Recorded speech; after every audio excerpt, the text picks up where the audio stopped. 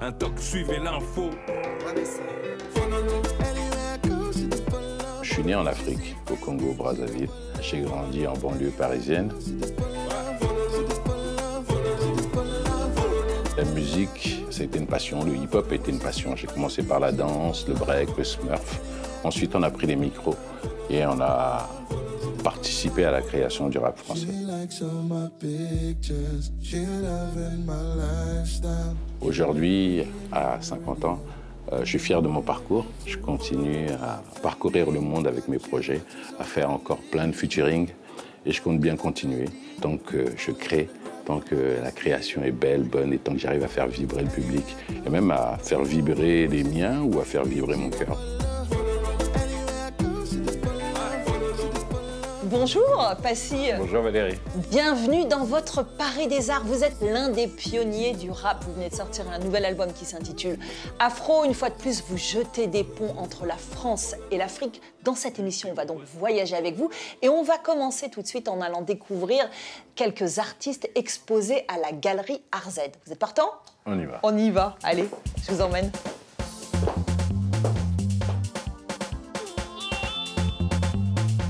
Ah, Bastille. Ouais, Bastille, tu connais bien. C'est l'un des rares lieux parisiens consacrés exclusivement aux artistes africains contemporains. Et c'est tout le continent, dans sa diversité, sa richesse, son éclectisme, qui est à l'honneur à la galerie ARZ. Car pas question pour son fondateur, Olivier Sultan, de se cantonner à l'art primitif, trop réducteur, trop passéiste. Ici, ce sont les artistes d'aujourd'hui et de demain qui sont à l'honneur. Dès qu'on rentre dans la galerie, on ne peut pas échapper à ces deux magnifiques autoportraits d'un artiste burkinabé. Qu'est-ce qu'il nous raconte avec ces autoportraits? C'est Harouna Ouedraogo, l'un des peintres les plus talentueux du Burkina Faso aujourd'hui. Il a une quarantaine d'années. Et ce sont des autoportraits un peu torturés, mais avec beaucoup d'énergie. Ce que j'aime beaucoup, c'est qu'on sent le mouvement, on sent la vitesse d'exécution. C'est vraiment, il y a la rage, il y a... Et donc, pour lui, le défi, c'est de représenter un être dans sa globalité avec un seul portrait. Passy, quand on crée, on livre toujours un peu de soi-même. Exactement, on livre un peu de soi-même, on livre un peu de nos rêves, un peu de nos cauchemars, ça dépend l'œuvre qu'on crée. Mais justement, on voit bien derrière ce portrait le côté... multi-sensations, multi-émotions derrière le portrait, avec toutes les couleurs. On voit, voilà, il se passe quelque chose dans la tête du personnage. Et donc, là, on part au Mali, là, avec Malik Sidibé. Malik Sidibé, c'est l'œil de Bamako. Malik Sidibé. Tout à fait, c'est le photographe qui a remporté tous les prix en photographie, qui illustrait la joie de vivre dans les années 60, au moment de l'indépendance à Bamako, l'indépendance du Mali. Et c'est devenu une référence pour les stylistes quand ils veulent faire des clips années 60 africains. Même les Américains ont copié dans des clips de Janet Jackson ou autres. On prenait souvent des photos de Malik Sidibé pour le stylisme. Est-ce que cette insouciance-là, elle existe encore? Elle existe encore parce qu'en Afrique, comme on dit, le ciel est proche. La vie, la mort est proche. Il peut nous arriver quoi que ce soit le lendemain, un gros palu, une grosse maladie, etc. Donc les gens profitent de la vie.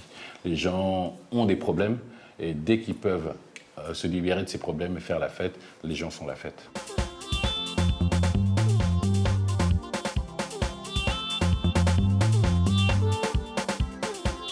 Cet artiste est originaire de Kinshasa, il coupe, il décolle. Qu'est-ce qu'il nous raconte avec ses superpositions? Alors c'est donc Franklin Mbungu, un artiste du Congo-Kinshasa, qui interprète la vie quotidienne à Kinshasa avec des collages, des découpages sur toile, des choses très colorées avec des paillettes. Il a eu, je crois, une vision. Un jour, il est sorti d'une église, il a eu une vision, il a acheté du matériel et il ne s'est jamais arrêté. C'est bien cela? C'est bien ça, oui. Il était marchand d'art, il est devenu artiste du jour au lendemain en ayant la révélation comme ça. Et il est autodidacte, c'est un peu de l'art brut. Et c'est toujours en phase avec ce qui se passe au Congo. Là, c'est les sapeurs, les célèbres sapeurs du Congo. Sais-tu ce que veut dire la SAP? Non, mais je comptais sur toi pour me l'apprendre. Société des ambianceurs et personnes élégantes.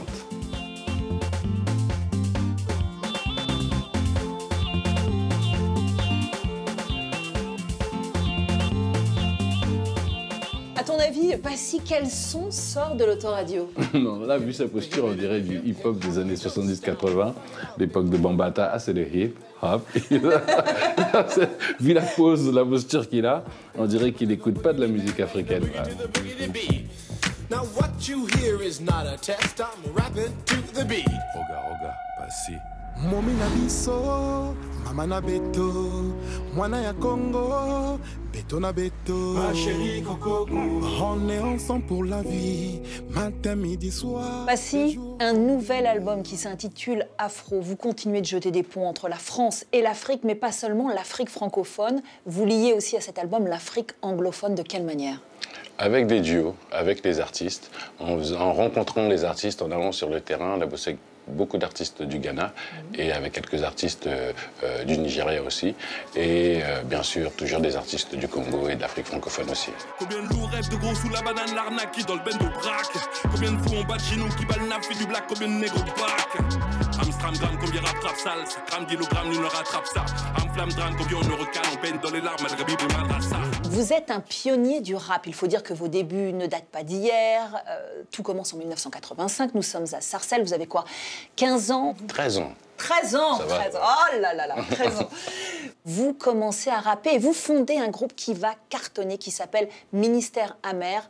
Au départ, comment le groupe est accueilli? Oui, Ministère Amer, c'est un groupe que donc on a créé avec mon complice Tommy et les complices du secteur A, Kenzie, Bouboul. C'était un groupe rentre-dedans. C'était un groupe sans concession, engagé aussi dans ses textes. Ministère Amer, c'était un cri d'une jeunesse d'enfants d'immigrés qui se demandait où était sa place dans ce monde, en France ou ailleurs. Trahison au sein de notre population, être ou n'être traite est une malédiction. Conteste le concept, ces mecs qui se la pètent, c'est ta pète, mais en fait, j'appelle traite quand j'entends dans le mouvement depuis bien longtemps. Votre deuxième album, 95 200, est salué par la critique, encensé comme le meilleur album de l'année. Vos textes sont agressifs, parfois violents. À l'époque, quel est le terreau, la source d'inspiration? À Sarcelles, il y avait une 60aine d'ethnies, donc ce regroupement, quel était l'avenir des uns, quel était l'avenir des autres, pourquoi la police en bas de nos quartiers, et ainsi de suite, et ainsi de suite. Donc Ministère Amer, c'était ça, mais on voulait le décrire avec les mots qui se pratiquaient au jour le jour dans la rue, dans nos banlieues. On voulait retranscrire la réalité. Il y a un titre qui ne va pas plaire aux autorités, c'est Sacrifice de poulet. Vous êtes condamné pour incitation à la violence. Avec le recul, quel regard vous portez sur ce texte? Ben, ce texte, souvent, on a des problèmes avec le titre Sacrifice de poulet qui était enregistré pour le film, pour la BO du film La Haine. Mais en même temps, c'est une description d'une situation quand tu te retrouves dans une émeute, dans une révolte face à la police. Aujourd'hui, maintenant, avant, c'était que les banlieusards qui connaissaient cette situation, mais aujourd'hui, on se rend compte que même les avocats, même les médecins peuvent se retrouver en train de lancer le pavé face au CRS ou face à la police. Donc, c'est ce moment-là qu'on voulait retranscrire dans cette chanson. C'est moi que tu parles comme ça. Les plus jeunes m'écoutent dans l'école de la rue. Je suis leur prof, premier cours. Lancer le cocktail Molotov. Ensuite, vous vous lancez en solo. Votre premier album triomphe. Il s'intitule Les Tentations. Disque d'or en seulement 3 semaines. C'est une première dans l'univers du rap. Est-ce qu'à ce moment-là, vous attrapez la grosse tête? Non, la chance que j'ai, c'est que j'ai une famille autour de moi. J'ai non seulement ma famille personnelle, plus ma famille musicale. Je suis avec les gars de mon secteur A. Donc on a une stratégie, on arrive en famille, chacun sort ses albums solo, on se pousse, on se donne des conseils. 79, voici Passy dans la vague pour Paris.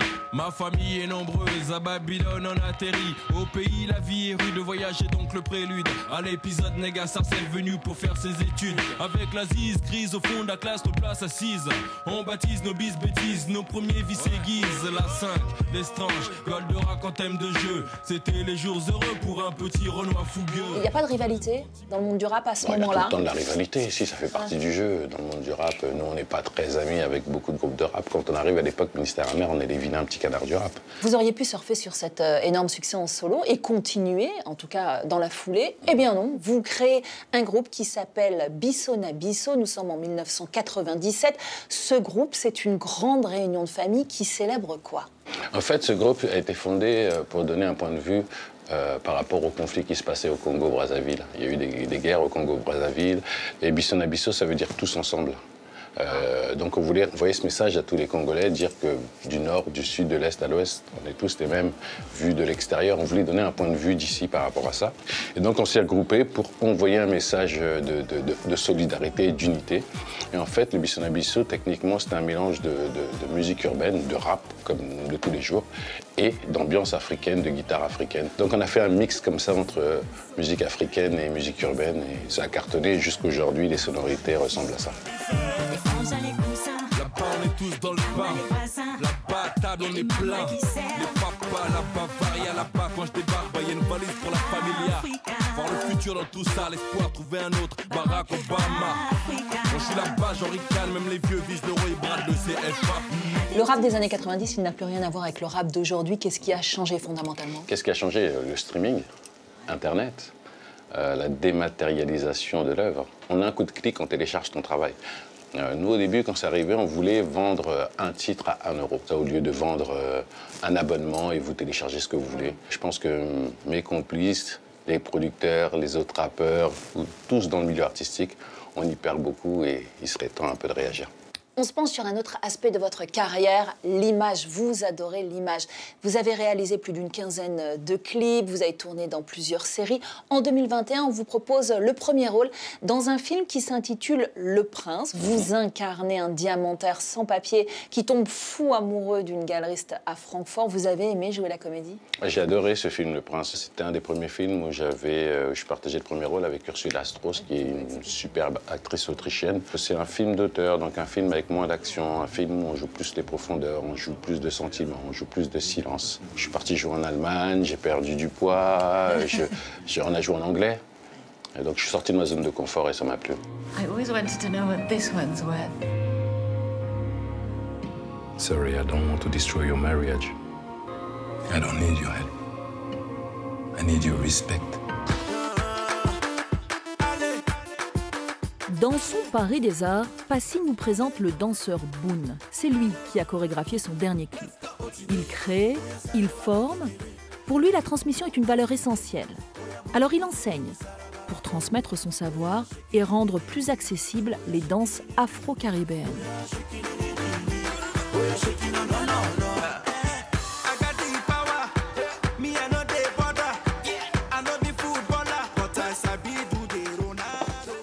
Et bonjour. Bonjour. Valérie, je te présente Boun. Enchantée. Boun, Valérie. Bonjour Valérie. Comment va, Boun? Qui ça va? Et toi, frère? Bien. Bien? Ouais. Bon alors tous les deux, vous avez récemment travaillé ensemble pour le dernier clip. #BG. Voilà. Est-ce qu'il y avait un cahier des charges? Je fais confiance à Boun. D'accord. C'est un chorégraphe qui, dans la musique afro, dans la danse, fait partie des meilleurs chorégraphes de Paris. Et on vient un peu du 9-5, un peu du même quoi. Exactement, ouais. Et moi, j'ai commencé la musique... Avant de commencer le rap, j'étais breaker, smurfer, donc j'ai un goût, j'adore les danseurs, même si je suis plus haut level. Mais Boun vient régler ça pour moi quand on est sur scène.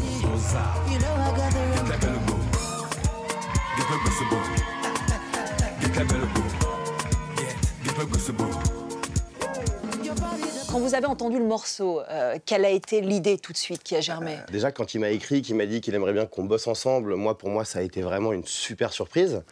Et puis après, il m'a fait entendre le son et j'ai dit OK, feu quoi. Feu. On sent que c'est un son qui est vraiment actuel, qui est dans l'air du temps. Et puis, ne serait-ce que pour être avec lui, c'était juste génial, quoi. Flèche noire, je visais le paradis. Même si petit Betty m'a dit, tu sais, la vie c'est ugly. Les bons tuyaux, les doggies. Votre spécialité, c'est l'afro-hybride. Qu'est-ce que c'est que l'afro-hybride? C'est pour dire afro-fusion. C'est-à-dire qu'on vient mixer plusieurs styles de danse afro, principalement urbains, donc qui viennent de la rue, pas des danses traditionnelles, ce ne sont pas les mêmes styles de danse, Et donc, en fait, hybride, c'est pour dire que je mixe ça avec plusieurs influences comme la culture hip-hop ou la culture dancehall. Qu'est-ce qui vous séduit dans l'univers de Boone? Dans l'univers de Boone, c'est que c'est justement le mélange, ce métissage que j'ai, moi, entre l'Afrique et l'Europe ou le hip-hop, ce mélange-là. Boone, là aussi. Je lui dis, ah, Boone, il y a tel titre, prépare la chorégraphie. Tu sais, je regarde même pas. Et tu prépares le truc. Ouais, c'est vrai, en plus. Ah ouais.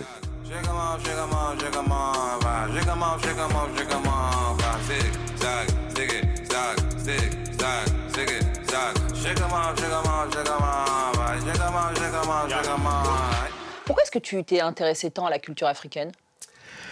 Alors moi, c'est venu vraiment, quand j'étais jeune, j'habitais dans le 19e arrondissement de Paris. Et il y avait un foyer qui s'appelait les foyers Sonacotra. C'était vraiment un bouillon de culture africaine. Il y avait des gens des quatre coins de l'Afrique. Ouais, voilà, c'est ça.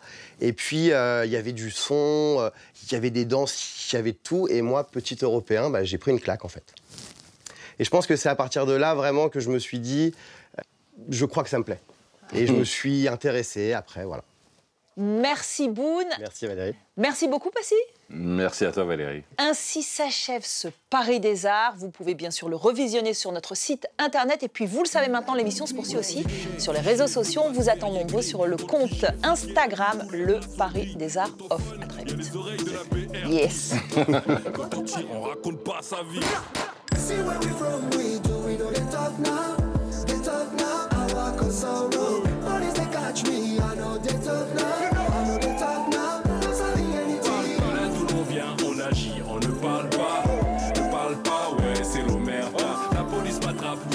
Je ne parle pas, non, je ne parle pas. On agit, on ne parle pas. Ne parle pas, ouais, c'est l'omerta. La police m'attrape, puis je lis, je ne parle pas. Ne parle pas, non, je ne parle pas.